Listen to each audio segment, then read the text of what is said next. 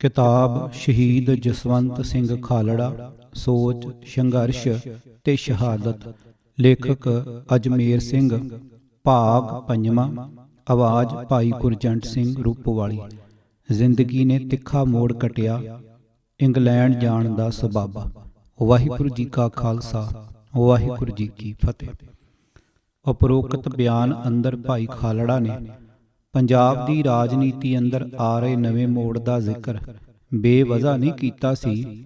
ਉਹ ਕੌਮਾਂਤਰੀ ਖੇਤਰ ਤੋਂ ਲੈ ਕੇ ਇੰਡੀਆ ਤੇ ਪੰਜਾਬ ਅੰਦਰ ਵਾਪਰ ਰਹੀਆਂ ਰਾਜਸੀ ਘਟਨਾਵਾਂ ਦੇ ਰੁਖ ਤੇ ਵਹਿਣ ਉੱਤੇ ਤਿੱਖੀ ਨਜ਼ਰ ਰੱਖ ਕੇ ਚੱਲ ਰਿਹਾ ਸੀ। ਉਹ ਜਾਣਦਾ ਸੀ ਕਿ ਪਿਛਲੇ 2-3 ਸਾਲਾਂ ਤੋਂ ਦਿੱਲੀ ਦੇ ਤਖਤ ਦੀ ਮਾਲਕੀ ਨੂੰ ਲੈ ਕੇ ਭਾਰਤ ਦੇ ਹੁਕਮਰਾਨ ਰਾਜਸੀ ਵਰਗ ਅੰਦਰ ਜੋ ਕਾਟੋ ਕਲੇਸ਼ ਚੱਲ ਰਿਹਾ ਸੀ ਅਤੇ ਉਸ ਨਾਲ ਜਿਸ ਕਿਸਮ ਦੀ ਰਾਜਨੀਤਿਕ ਗੈਰ ਯਕੀਨੀ ਤੇ ਅਸਥਿਰਤਾ ਪੈਦਾ ਹੋ ਗਈ ਸੀ, ਭਾਰਤੀ ਹਕੂਮਤ ਦੀਆਂ ਨੀਤੀਆਂ ਘੜਨ ਵਾਲਾ ਰਾਜਸੀ ਤੰਤਰ ਉਸ ਨੂੰ ਗਹਿਰੀ ਚਿੰਤਾ ਨਾਲ ਦੇਖ ਰਿਹਾ ਸੀ। ਇਸ ਰਾਜਸੀ ਅਨਿਸ਼ਚਿਤਤਾ ਤੇ ਅਸਥਿਰਤਾ ਨੂੰ ਖਤਮ ਕਰਨਾ ਹਾਕਮ ਵਰਗ ਦੀ ਫੌਰੀ ਲੋੜ ਬਣ ਗਈ ਸੀ, ਜਿਸ ਕਰਕੇ ਭਾਈ ਜਸਵੰਤ ਸਿੰਘ ਨੇ ਇਹ ਗੱਲ ਭਾਂਪ ਲਈ ਸੀ ਕਿ ਨੇੜ ਭਵਿੱਖ ਭਾਰਤੀ ਰਾਜ ਆਪਣੀ ਮਜ਼ਬੂਤੀ ਲਈ ਅਸਰਦਾਰ ਕਾਰਵਾਈ ਕਰੇਗਾ ਅਤੇ ਇਸ ਨੂੰ ਦਰਪੇਸ਼ ਰਾਜਸੀ ਚੁਣੌਤੀਆਂ ਤੋਂ ਸੁਰੱਖਿਅਤ ਹੋਣ ਲਈ ਤਾਕਤ ਦੀ ਹੋਰ ਵੱਧ ਬੇਦਰੇਕ ਵਰਤੋਂ ਕਰੇਗਾ, ਜਿਸ ਨਾਲ ਸਿੱਖ ਕੌਮ ਨੂੰ ਪਹਿਲਾਂ ਨਾਲੋਂ ਵੱਧ ਦੁਸ਼ਵਾਰੀਆਂ ਦਾ ਸਾਹਮਣਾ ਕਰਨਾ ਪਵੇਗਾ ਅਤੇ ਖਾੜਕੂ ਸੰਘਰਸ਼ ਉੱਤੇ ਹੋਰ ਵੀ ਵੱਧ ਵਹਿਸ਼ੀਆਨਾ ਜ਼ਬਰ ਢਾਇਆ ਜਾਵੇਗਾ। ਭਾਈ ਜਸਵੰਤ ਸਿੰਘ ਆਪਣੇ ਆਪ ਨੂੰ ਇਸ ਪੈਦਾ ਹੋਣ ਜਾ ਰਹੀ ਹਾਲਤ ਲਈ ਤਿਆਰ ਕਰ ਰਿਹਾ ਸੀ। ਉਸ ਦੇ ਜ਼ਿਹਨ ਅੰਦਰ ਆਪਣੀ ਸੋਚ ਤੇ ਸਰਗਰਮੀਆਂ ਨੂੰ ਨਵੀਂ ਹਾਲਤ ਦੇ ਅਨੁਕੂਲ ਢਾਲਣ ਲਈ ਜ਼ਿੰਦਗੀ ਦੀ ਚੱਲ ਰਹੀ ਤੋਰ ਵਿੱਚ ਵੱਡੀਆਂ ਤਬਦੀਲੀਆਂ ਕਰਨ ਦੇ ਠੋਸ ਵਿਚਾਰ ਤੇ ਖਾਕੇ ਪਣਪਣੇ ਸ਼ੁਰੂ ਹੋ ਗਏ ਸਨ। ਇੱਕ ਗੱਲ ਤਾਂ ਇਹ ਕਿ ਜਸਵੰਤ ਸਿੰਘ ਨੂੰ ਆਪਣੇ ਠੋਸ ਅਨੁਭਵ ਵਿੱਚੋਂ ਭਾਰਤੀ ਰਾਜ ਅੰਦਰ ਸਿੱਖ ਕੌਮ ਦੀ ਪੋਜੀਸ਼ਨ, ਸਮੱਸਿਆਵਾਂ ਤੇ ਇਹਨਾਂ ਦੇ ਹੱਲ ਬਾਰੇ IDP ਦੇ ਸਿਧਾਂਤਕ ਦ੍ਰਿਸ਼ਟੀਕੋਣ ਦੀਆਂ ਸੀਮਤਾਈਆਂ ਤੇ ਕਮਜ਼ੋਰੀਆਂ ਸਪਸ਼ਟ ਨਜ਼ਰ ਆ ਗਈਆਂ ਸਨ, ਜਿਸ ਕਰਕੇ 1991 ਦੀਆਂ ਚੋਣ ਸਰਗਰਮੀਆਂ ਤੋਂ ਬਾਅਦ ਉਸਨੇ IDP ਨੂੰ ਅਲਵਿਦਾ ਕਹਿਣ ਦਾ ਅੰਤਮ ਨਿਰਣਾ ਕਰ ਲਿਆ ਸੀ। ਉਹ ਇਸ ਦ੍ਰਿੜ ਸਿੱਟੇ ਤੇ ਪਹੁੰਚ ਗਿਆ ਸੀ ਕਿ ਸਿੱਖ ਕੌਮ ਸਾਹਮਣੇ ਹੁਣ ਆਪਣਾ ਵੱਖਰਾ ਤੇ ਸੁਤੰਤਰ ਮੁਲਕ ਬਣਾਉਣ ਤੋਂ ਸਿਵਾ ਕੋਈ ਹੋਰ ਚਾਰਾ ਨਹੀਂ ਰਿਹਾ। ਇਸ ਕਰਕੇ ਉਸਨੇ ਹੁਣ ਆਪਣੀ ਸਾਰੀ ਪ੍ਰਤਿਭਾ ਇਸ ਕਾਰਜ ਦੇ ਲੇਖੇ ਲਾਉਣ ਦਾ ਦ੍ਰਿੜ ਸੰਕਲਪ ਕਰ ਲਿਆ ਸੀ। ਉਸ ਦੀ ਸੋਚ ਵਿੱਚ ਆਈ ਇਸ ਸਿਧਾਂਤਕ ਤਬਦੀਲੀ ਨਾਲ ਉਸ ਦੇ ਅਮਲੀ ਜੀਵਨ ਵਿੱਚ ਵੀ ਵੱਡੇ ਬਦਲਾਅ ਆਉਣੇ ਅਟੱਲ ਹੋ ਗਏ ਸਨ। ਉਸ ਨੂੰ ਇਹ ਗੱਲ ਭਲੀ ਭਾਂਤ ਸਪਸ਼ਟ ਹੋ ਗਈ ਸੀ ਕਿ ਸਿੱਖ ਖਾੜਕੂ ਸੰਘਰਸ਼ ਦੇ ਵਹਿਣ ਤੋਂ ਪਾਸੇ ਰਹਿ ਕੇ ਸਿਧਾਂਤਕ ਨਸੀਹਤਾਂ ਦੇ ਰਾਜਸੀ ਮਸ਼ਵਰੇ ਦੇਣੇ ਹੁਣ ਮਾਨੀ ਨਹੀਂ ਰੱਖਦੇ।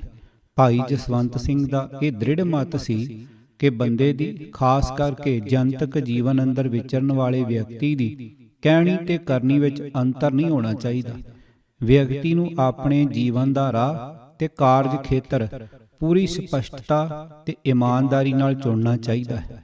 ਜਿਹੜਾ ਰਾਹ ਸਿਰ ਦੇਣ ਦੀ ਮੰਗ ਕਰਦਾ ਹੋਵੇ, ਉੱਥੇ ਕੇਵਲ ਦੂਸਰਿਆਂ ਨੂੰ ਰਾਵਾਂ ਦੇਣੀਆਂ, ਪਰ ਆਪ ਜੀਵਨ ਦੀ ਸੁਰੱਖਿਅਤਾ ਤੇ ਸੁੱਖ ਆਰਾਮ ਨੂੰ ਦਾਅ ਤੇ ਲਾਉਣ ਤੋਂ ਟਾਲਾ ਵੱਟਣਾ ਤੇ ਫਿਰ ਇਸ ਨੂੰ ਵਾਜਬ ਠਹਿਰਾਉਣ ਲਈ ਸਿਧਾਂਤਕ ਦਲੀਲਾਂ ਦੀ ਓਟ ਲੈਣੀ ਸਦਾਚਾਰਕ ਕੁਰੈਤ ਹੈ। ਜਸਵੰਤ ਸਿੰਘ ਇਸ ਬਾਰੇ ਪੂਰਾ ਸਪਸ਼ਟ ਸੀ ਕਿ ਉਸ ਦਾ ਕਾਰਜ ਖੇਤਰ ਬੌਧਿਕ ਸੀ ਅਤੇ ਉਹ ਇਸ ਖੇਤਰ ਵਿੱਚ ਹੀ ਸਿੱਖ ਸੰਘਰਸ਼ ਦੀ ਸੇਵਾ ਕਰ ਸਕਦਾ ਸੀ। ਉਹ ਬੰਦੂਕ ਚੁੱਕ ਕੇ ਨਹੀਂ ਲੜ ਸਕਦਾ ਸੀ, ਪਰ ਉਸ ਦੇ ਮਨ ਅੰਦਰ ਬੰਦੂਕਾਂ ਚੁੱਕ ਕੇ ਲੜਨ ਵਾਲੇ ਯੋਧਿਆਂ ਪ੍ਰਤੀ ਪੂਰਾ ਸਤਿਕਾਰ ਸੀ ਅਤੇ ਉਹ ਉਹਨਾਂ ਦੀ ਪੂਰੀ ਕਦਰ ਕਰਦਾ ਸੀ। ਜੇਕਰ ਉਸ ਨੇ ਬੰਦੂਕਾਂ ਚੁੱਕ ਕੇ ਲੜਨਾ ਹੁੰਦਾ ਤਾਂ 1991 ਵਿੱਚ ਉਸ ਦੇ ਰੂਪੋਸ਼ ਹੋਣ ਦਾ ਵੇਲਾ ਆ ਗਿਆ ਸੀ। ਪੁਲਿਸ ਨੇ ਉਸ ਨੂੰ ਖੁੱਲ੍ਹੇ ਰੂਪ ਵਿੱਚ ਹੋਰ ਬਹੁਤਾ ਚਿਰ ਕੰਮ ਨਹੀਂ ਕਰਨ ਦੇਣਾ ਸੀ। ਇਹ ਸੰਕੇਤ ਸਾਫ਼ ਮਿਲਣ ਲੱਗ ਪਏ ਸਨ, ਪਰ ਉਸ ਨੇ ਬੌਧਿਕ ਖੇਤਰ ਵਿੱਚ ਕਾਰਜਸ਼ੀਲ ਹੋਣ ਦਾ ਜਿਹੜਾ ਫੈਸਲਾ ਕਰ ਲਿਆ ਸੀ, ਉਹ ਪੰਜਾਬ ਜਾਂ ਭਾਰਤ ਦੀ ਧਰਤੀ ਉੱਤੇ ਖੁੱਲ੍ਹੇ ਵਿਚਰ ਕੇ ਨਹੀਂ ਹੋ ਸਕਣਾ ਸੀ। ਉਸ ਦੇ ਵਾਸਤੇ ਵੀ ਰੂਪੋਸ਼ ਹੋਣਾ ਪੈਣਾ ਸੀ। ਪਰ ਇੱਥੇ ਜੰਗ ਦੇ ਖੇਤਰ ਵਿੱਚ ਰੂਹ ਪੋਸ਼ ਹੋ ਕੇ ਸਿੱਖ ਸੰਘਰਸ਼ ਨੂੰ ਸਿਧਾਂਤਕ ਸੇਧ ਦੇਣ ਲਈ ਅਨੁਕੂਲ ਵਾਤਾਵਰਣ ਨਹੀਂ ਰਿਹਾ ਸੀ। ਇਸ ਦੇ ਲਈ ਦੇਸ਼ ਤੋਂ ਬਾਹਰ ਨਿਕਲਣਾ ਜ਼ਰੂਰੀ ਹੋ ਗਿਆ ਸੀ। ਉਸ ਵੇਲੇ ਬਾਹਰ ਬੈਠ ਕੇ ਸਿੱਖ ਸੰਘਰਸ਼ ਵਿੱਚ ਯੋਗਦਾਨ ਪਾਉਣ ਲਈ ਅਮਲੀ ਰੂਪ ਵਿੱਚ ਦੋ ਹੀ ਥਾਵਾਂ ਸਨ, ਪਾਕਿਸਤਾਨ ਜਾਂ ਪੱਛਮੀ ਦੇਸ਼। ਜਸਵੰਤ ਸਿੰਘ ਕੋਲੋਂ ਇਹ ਗੱਲ ਭੁੱਲੀ ਹੋਈ ਨਹੀਂ ਸੀ ਕਿ ਪਾਕਿਸਤਾਨ ਵਿੱਚ ਰਹਿ ਕੇ ਆਪਣੀ ਮਰਜ਼ੀ ਮੁਤਾਬਕ ਕੰਮ ਕਰ ਸਕਣਾ ਨਾਮੁਮਕਿਨ ਸੀ। ਇਸ ਕਰਕੇ ਉਸ ਦੇ ਸਾਹਮਣੇ ਪੱਛਮੀ ਦੇਸ਼ਾਂ ਵਿੱਚ ਜਾਣ ਦਾ ਰਾਹ ਹੀ ਬਚਿਆ ਸੀ। ਉਸ ਵੇਲੇ ਤੱਕ ਭਾਈ ਜਸਵੰਤ ਸਿੰਘ ਦੇ ਤਿੰਨੋਂ ਹੀ ਭਰਾ ਇੱਕ ਇੱਕ ਕਰਕੇ ਬਾਹਰ ਜਾ ਚੁੱਕੇ ਸਨ। ਵੱਡਾ ਭਰਾ ਰਜਿੰਦਰ ਸਿੰਘ ਇੰਗਲੈਂਡ ਸਲੋ ਰਹਿੰਦਾ ਸੀ। ਇੱਕ ਛੋਟਾ ਭਰਾ ਗੁਰਦੇਵ ਸਿੰਘ ਆਸਟਰੀਆ ਜਾ ਵਸਿਆ ਸੀ ਅਤੇ ਸਭ ਨਾਲੋਂ ਛੋਟਾ ਭਰਾ ਅਮਰਜੀਤ ਸਿੰਘ ਅਮਰੀਕਾ ਵਿੱਚ ਪੱਕਾ ਵਸਨੀਕ ਬਣਨ ਲਈ ਯਤਨਸ਼ੀਲ ਸੀ। ਜਿਸ ਕਰਕੇ ਮਾਪਿਆਂ ਨਾਲ ਕਬੀਲਦਾਰੀ ਦਾ ਬੋਝ ਵੰਡਾਉਣ ਦਾ ਸਾਰਾ ਜ਼ਿੰਮਾ ਜਸਵੰਤ ਸਿੰਘ ਨੂੰ ਹੀ ਓਟਣਾ ਪੈ ਗਿਆ ਸੀ। ਇਸੇ ਸਮੇਂ ਦੌਰਾਨ ਉਹ ਆਪ ਵੀ ਟੱਬਰਦਾਰ ਬਣ ਚੁੱਕਾ ਸੀ। 10 ਕੁ ਸਾਲ ਪਹਿਲਾਂ 1981 ਵਿੱਚ ਉਸ ਦਾ ਬੀਬੀ ਪਰਮਜੀਤ ਕੌਰ ਨਾਲ ਜੀਵਨ ਭਰ ਦਾ ਨਾਤਾ ਜੁੜ ਗਿਆ ਸੀ ਅਤੇ ਉਹਨਾਂ ਦੇ ਘਰ ਪਹਿਲਾਂ 1985 ਵਿੱਚ ਬੇਟੀ ਨਵਕਿਰਨ ਕੌਰ ਤੇ ਫਿਰ 1987 ਵਿੱਚ ਬੇਟਾ ਜਨਮੀਤ ਸਿੰਘ ਜਨਮ ਲੈ ਚੁੱਕੇ ਸਨ।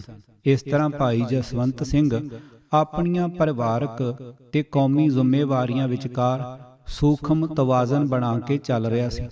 ਉਸ ਲਈ ਥੋੜੀ ਜਿਹੀ ਰਾਹਤ ਵਾਲੀ ਗੱਲ ਇਹ ਸੀ ਕਿ ਬੀਬੀ ਪਰਮਜੀਤ ਕੌਰ ਨੂੰ ਗੁਰੂ ਨਾਨਕ ਦੇਵ ਯੂਨੀਵਰਸਿਟੀ ਦੀ ਲਾਇਬ੍ਰੇਰੀ ਵਿੱਚ ਨੌਕਰੀ ਮਿਲੀ ਹੋਈ ਸੀ, ਜਿਸ ਸਦਕਾ ਜਸਵੰਤ ਸਿੰਘ ਘਰੇਲੂ ਜ਼ਿੰਮੇਵਾਰੀਆਂ ਦੇ ਮਾਇਕ ਪਹਿਲੂ ਬਾਰੇ ਚਿੰਤਾ ਤੋਂ ਮੁਕਾਬਲਤਨ ਸੁਰਖਰੂ ਸੀ। ਇੰਗਲੈਂਡ ਜਾਣ ਦਾ ਸਬਬ। ਭਾਈ ਜਸਵੰਤ ਸਿੰਘ ਨੇ 1990 ਵਿੱਚ ਆਪਣੇ ਛੋਟੇ ਵੀਰ ਗੁਰਦੇਵ ਸਿੰਘ ਦੇ ਵਿਆਹ ਦੇ ਸਿਲਸਿਲੇ ਵਿੱਚ ਇੰਗਲੈਂਡ ਪਹੁੰਚਣ ਦਾ ਯਤਨ ਕੀਤਾ ਸੀ।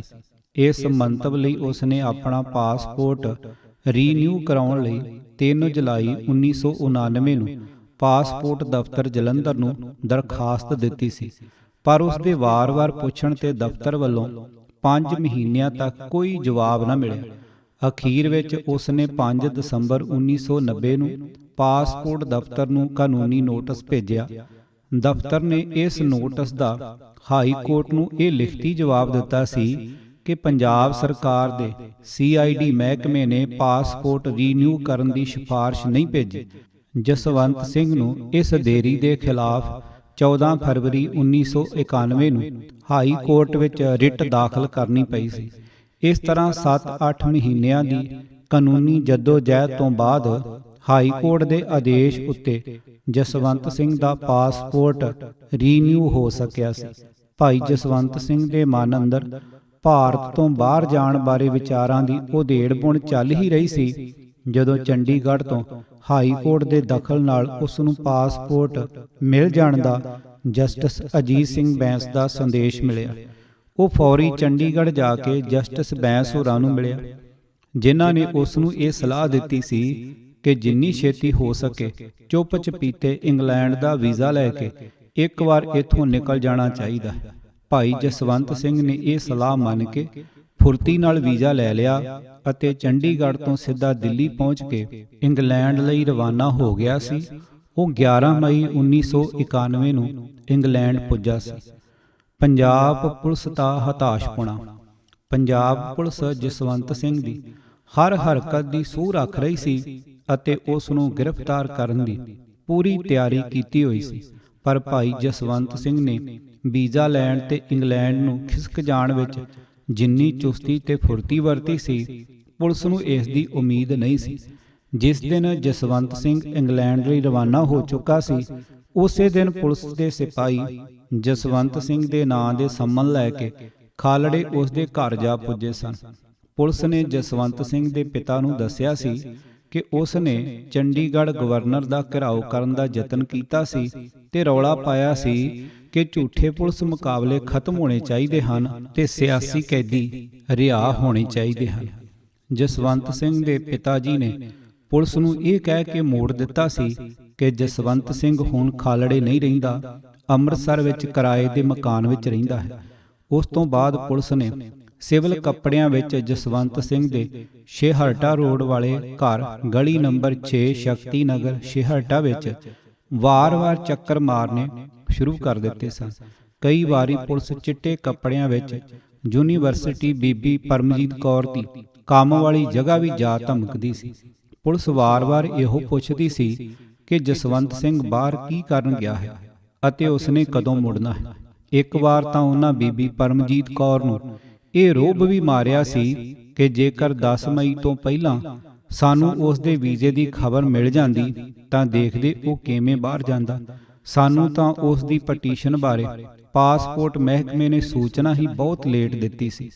ਇੱਕ ਵਾਰ ਬੀਬੀ ਪਰਮਜੀਤ ਕੌਰ ਨੇ ਪੁਲਿਸ ਨੂੰ ਇਹ ਕਹਿ ਕੇ ਗਲੋਂ ਲਾਉਣ ਦਾ ਯਤਨ ਕੀਤਾ ਸੀ ਕਿ ਜਸਵੰਤ ਸਿੰਘ ਕਿਸੇ ਘਰੇਲੂ ਕੰਮ ਦੇ ਵਾਸਤੇ ਆਪਣੇ ਵੱਡੇ ਭਰਾ ਕੋਲ ਇੰਗਲੈਂਡ ਗਿਆ ਹੈ, ਪਰ ਪੁਲਿਸ ਨੇ ਇੱਕਦਮ ਤਾੜ ਕਰਦਾ ਜਵਾਬ ਦਿੱਤਾ ਸੀ ਕਿ ਜਿਸ ਆਦਮੀ ਦਾ ਇੱਥੇ ਰਿਕਾਰਡ ਲਗਾਤਾਰ ਸਮਾਜ ਵਿਰੋਧੀ ਹੈ ਉਹ ਘਰੇਲੂ ਕੰਮ ਤੱਕ ਕਿਵੇਂ ਸੀਮਤ ਰਹਿ ਸਕਦਾ ਹੈ।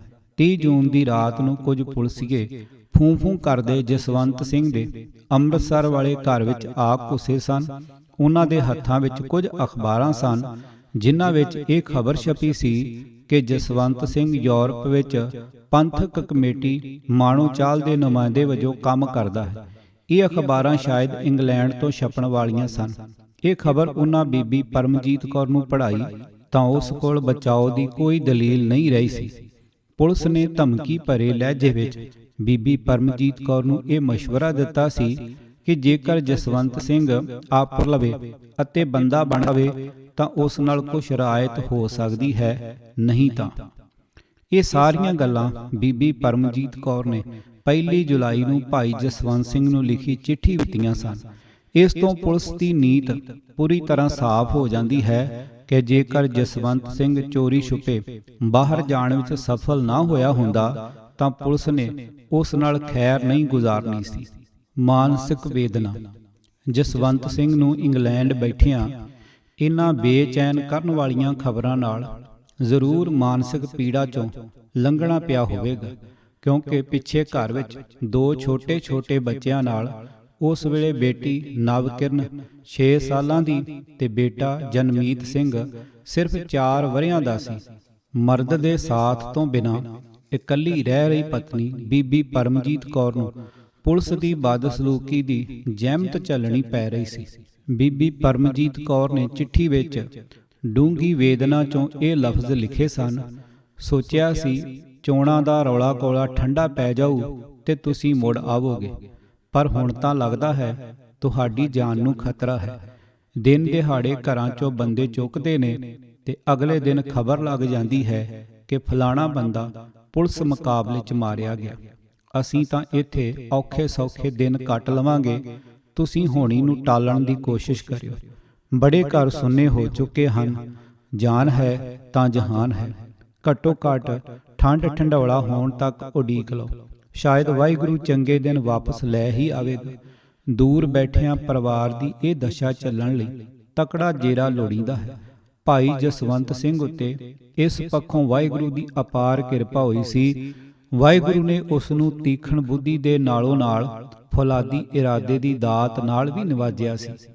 ਇਸ ਤੋਂ ਇਲਾਵਾ ਉਸ ਵੇਲੇ ਜਸਵੰਤ ਸਿੰਘ ਨੂੰ ਆਪਣੇ ਪੰਜਾਬ ਅੰਦਰਲੇ ਸਾਥੀ ਵਰਕਰਾਂ ਦੇ ਸ਼ਿਕਵੇ ਵੀ ਸੁਣਨੇ ਝੱਲਣੇ ਪਏ ਸਨ। ਸਾਰਾ ਕੁਝ ਇੰਨਾ ਅਚਾਨਕ ਤੇ ਤੇਜ਼ੀ ਨਾਲ ਵਾਪਰਿਆ ਸੀ ਕਿ ਉਸ ਨੂੰ ਇੰਗਲੈਂਡ ਜਾਣ ਤੋਂ ਪਹਿਲਾਂ ਆਪਣੇ ਸਾਥੀ ਵਰਕਰਾਂ ਨੂੰ ਭਰੋਸੇ ਵਿੱਚ ਲੈਣ ਦਾ ਵਕਤ ਨਹੀਂ ਮਿਲਿਆ ਸੀ। ਉੱਪਰ ਬਿਆਨੀਆਂ ਹਾਲਤਾਂ ਕਰਕੇ ਉਸ ਨੂੰ ਚੋਣਾਂ ਦੀ ਚੱਲ ਰਹੀ ਪ੍ਰਚਾਰ ਮੁਹਿੰਮ ਵਿੱਚੇ ਛੱਡ ਕੇ ਜਾਣਾ ਪੈ ਗਿਆ ਸੀ। ਜਿਵੇਂ ਕਿ ਅਜਿਹੇ ਸਮਿਆਂ ਵਿੱਚ ਆਮ ਵਾਪਰਦਾ ਹੈ, ਉਸ ਵੇਲੇ ਇਤਿਹਾਸ ਦੀ ਗਤੀ ਬੇਹੱਦ ਤੇਜ਼ ਹੋ ਗਈ ਸੀ। ਰਾਜਨੀਤਿਕ ਦ੍ਰਿਸ਼ ਅਸਾਧਾਰਨ ਤੇਜ਼ੀ ਨਾਲ ਬਦਲ ਰਹੇ ਸਨ ਅਤੇ ਇਸੇ ਹੀ ਰਫ਼ਤਾਰ ਨਾਲ ਭਾਈ ਜਸਵੰਤ ਸਿੰਘ ਦੀ ਸੋਚ ਅੱਗੇ ਵੱਲ ਵਧ ਰਹੀ ਸੀ।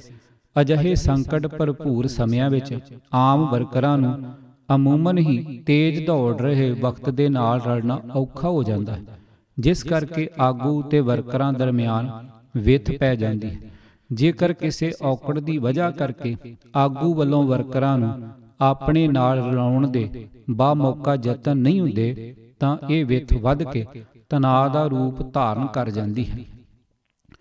ਫੁੱਟਨੋਟ: ਸਿਆਸੀ ਵਿਚਾਰਾਂ ਦੀ ਦੂਰੀ ਮੇਟਣੀ ਤਾਂ ਮੁਕਾਬਲਤਨ ਸੌਖੀ ਹੁੰਦੀ ਹੈ, ਪਰ ਜਦੋਂ ਕਿਸੇ ਆਗੂ ਵਿਅਕਤੀ ਅੰਦਰ ਸਿਆਸੀ ਵਿਚਾਰਾਂ ਦੇ ਨਾਲੋਂ ਨਾਲ ਅਧਿਆਤਮਕ ਤਬਦੀਲੀ ਵੀ ਵਾਪਰ ਜਾਂਦੀ ਹੈ ਤਾਂ ਸੈਕੂਲਰ ਵਿਚਾਰਧਾਰਾ ਪੱਛਮੀ ਗਿਆਨ ਪ੍ਰਬੰਧ ਦੇ ਅਸਰ ਹੇਠਲੇ ਸਾਥੀਆਂ ਲਈ ਇਸ ਨੂੰ ਸਮਝਣਾ ਬੇਹੱਦ ਮੁਸ਼ਕਲ ਹੋ ਜਾਂਦਾ ਹੈ, ਕਿਉਂਕਿ ਇਹ ਵਿਚਾਰਾਂ ਦਾ ਖੇਤਰ ਨਹੀਂ ਹੁੰਦਾ, ਇਹ ਤਾਂ ਅਨੁਭਵ ਦੀ ਵੱਥ ਹੈ। ਭਾਈ ਜਸਵੰਤ ਸਿੰਘ ਖਾਲੜਾ ਦੇ ਇੱਕ ਸਾਥੀ ਨੇ ਦੱਸਿਆ ਕਿ 1993 ਵਿੱਚ ਮੈਂ ਇੱਕ ਦਿਨ ਜਦੋਂ ਜਸਵੰਤ ਸਿੰਘ ਨੂੰ ਸਵੇਰੇ ਇਸ਼ਨਾਨ ਕਰਕੇ ਅਤੇ ਗਾਤਰਾ ਤੇ ਕੇਸਕੀ ਸਜਾ ਕੇ ਪੂਰਨ ਸ਼ਰਧਾ ਨਾਲ ਨਿਤਨੇਮ ਕਰਦੇ ਦੇਖਿਆ ਸੀ ਤਾਂ ਮੈਨੂੰ ਬੜਾ ਅਚੰਭਾ ਹੋਇਆ ਸੀ। ਮੇਰੇ ਕੋਲੋਂ ਰਿਹਾ ਨਾ ਗਿਆ ਅਤੇ ਮੈਂ ਝੱਕਦਿਆਂ ਜਸਵੰਤ ਸਿੰਘ ਤੋਂ ਪੁੱਛ ਹੀ ਲਿਆ ਕਿ ਇਹ ਤਬਦੀਲੀ ਕਿਵੇਂ ਵਾਪਰੀ। ਭਾਈ ਜਸਵੰਤ ਸਿੰਘ ਨੇ ਠਰਮੇ ਨਾਲ ਜਵਾਬ ਦਿੱਤਾ ਸੀ ਕਿ ਬੰਦੇ ਦੀ ਕਹਿਣੀ ਤੇ ਕਰਨੀ ਇੱਕੋ ਹੋਣੀ ਚਾਹੀਦੀ ਹੈ, ਇਸ ਵਿੱਚ ਫਰਕ ਨਹੀਂ ਹੋਣਾ ਚਾਹੀਦਾ। ਮੈਂ ਜਦੋਂ ਕਮਿਊਨਿਸਟ ਸੀ ਤਾਂ ਬਸ ਕਮਿਊਨਿਸਟ ਸੀ, ਫਿਰ ਜਦੋਂ IDP ਨਾਲ ਜੁੜੇ ਤਾਂ ਤਨੋ ਮਨੋ ਉਸ ਦੀ ਵਿਚਾਰਧਾਰਾ ਅਪਣਾ ਲਈ ਸੀ, ਅਤੇ ਹੁਣ ਜਦੋਂ ਗੁਰਮਤਿ ਦੇ ਮਾਰਗ ਦੇ ਪਾਂਧੀ ਬਣ ਗਏ ਹਾਂ ਤਾਂ ਕੋਈ ਵੀ ਝਿਜਕ ਜਾਂ ਸ਼ੰਕਾ ਨਹੀਂ ਰਹਿ ਗਿਆ ਹੈ। ਬਸ ਹੁਣ ਜੋ ਹਾਂ ਉਹੀ ਹਾਂ, ਇਸ ਵਿੱਚ ਕਿਸੇ ਵੀ ਮਿਲਾਵਟ ਦੀ ਕੋਈ ਗੁੰਜਾਇਸ਼ ਨਹੀਂ ਹੈ। ਉਸ ਸਮੇਂ ਦੇ ਦੌਰਾਨ ਭਾਈ ਜਸਵੰਤ ਸਿੰਘ ਖਾਲੜਾ ਦੇ ਆਪਣੇ ਕੁਝ ਸਾਥੀ ਵਰਕਰਾਂ ਨਾਲ ਹੋਏ ਚਿੱਠੀ ਪੱਤਰ ਤੋਂ ਪਤਾ ਚੱਲਦਾ ਹੈ ਕਿ ਪਰਿਵਾਰ ਤੋਂ ਇਲਾਵਾ ਉਸ ਨੂੰ ਇਸ ਪੱਖੋਂ ਵੀ ਡਾਢੀ ਮਾਨਸਿਕ ਪਰੇਸ਼ਾਨੀ ਚੋਂ ਗੁਜ਼ਰਨਾ ਪਿਆ ਸੀ। ਪਰ ਵਾਹਿਗੁਰੂ ਨੇ ਜਸਵੰਤ ਸਿੰਘ ਨੂੰ ਇੱਕ ਹੋਰ ਵਿਰਲਾ ਗੁਣ ਵੀ ਦਿੱਤਾ ਹੋਇਆ ਸੀ। ਉਹ ਆਪਣੀ ਸੁਹਿਰਦਤਾ ਤੇ ਨਿਰਛਲਤਾ ਨਾਲ ਸਾਥੀ ਵਰਕਰਾਂ ਦੇ ਦਿਲ ਮੋਹ ਲੈਂਦਾ ਸੀ, ਜਿਸ ਕਰਕੇ ਉਸ ਨਾਲ ਰਲ ਕੇ ਕੰਮ ਕਰਦੇ ਵਰਕਰਾਂ ਨੂੰ ਵਿਚਾਰਾਂ ਦੀ ਸਾਂਝ ਤੋਂ ਇਲਾਵਾ ਉਸ ਨਾਲ ਨਿੱਜੀ ਲਗਾਅ ਵੀ ਹੋ ਜਾਂਦਾ ਸੀ। ਉਹ ਉਸ ਨੂੰ ਆਪਣਾ ਦਾਨਾ ਆਗੂ ਤੇ ਭਰੋਸੇਮੰਦ ਦੋਸਤ ਜਾਂ ਵੱਡਾ ਭਰਾ ਸਮਝਣ ਲੱਗ ਜਾਂਦੇ ਸਨ। ਇਸ ਕਰਕੇ ਭਾਈ ਜਸਵੰਤ ਸਿੰਘ ਨੇ ਸੰਕਟ ਵਿੱਚ ਫਸੇ ਆਪਣੇ ਪਰਿਵਾਰ ਦੇ ਨਾਲੋਂ ਨਾਲ ਉਸ ਦੇ ਇੰਗਲੈਂਡ ਜਾਣ ਤੋਂ ਬਾਅਦ ਆਪਣੇ ਆਪ ਨੂੰ ਨਿਆਸਰੇ ਤੇ ਦਿਸ਼ਾਹੀਣ ਮਹਿਸੂਸ ਕਰ ਰਹੇ ਸਾਥੀਆਂ ਦੇ ਸਾਰੇ ਸ਼ੰਕੇ, ਸਵਾਲ ਤੇ ਸ਼ਿਕਵੇ ਵੀ ਤਹੱਮਲ ਤੇ ਸੁਘੜਤਾ ਨਾਲ ਨਿਵਰਤ ਕਰ ਦਿੱਤੇ ਸਨ। ਇਸ ਸਾਰੇ ਅਮਲ ਚੋਂ ਭਾਈ ਜਸਵੰਤ ਸਿੰਘ ਦੀ ਆਗੂ ਪ੍ਰਤਿਭਾ ਪ੍ਰਤੱਖ ਹੋ ਜਾਂਦੀ ਹੈ। ਕਿਤਾਬ ਸ਼ਹੀਦ ਜਸਵੰਤ ਸਿੰਘ ਖਾਲੜਾ, ਸੋਚ, ਸੰਘਰਸ਼ ਤੇ ਸ਼ਹਾਦਤ, ਲੇਖਕ ਅਜਮੇਰ ਸਿੰਘ, ਆਵਾਜ਼ ਭਾਈ ਗੁਰਜੰਟ ਸਿੰਘ, ਭਾਗ 5ਵਾਂ। ਪੂਰੀ ਕਿਤਾਬ ਸੁਣਨ ਵਾਸਤੇ YouTube channel Gurjant Singh Rupowali subscribe ਕਰੋ। ਵਾਹਿਗੁਰੂ ਜੀ ਕਾ ਖਾਲਸਾ, ਵਾਹਿਗੁਰੂ ਜੀ ਕੀ ਫਤਿਹ।